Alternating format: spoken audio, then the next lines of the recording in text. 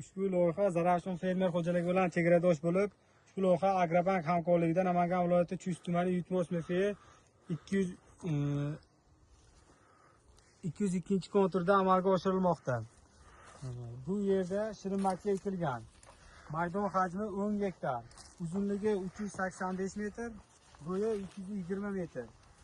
Bu yerdagi ekinlar zamonaviy usullar bilan paralishlanmoqda. Hozirda ekinlar unib chiqqan. Ekinlarni yetishtirish 90-120 kun davom etadi. Yetishtirish jarayonida sug'oriladi, tabiiy va mineral o'g'itlar bilan oziqlantiriladi.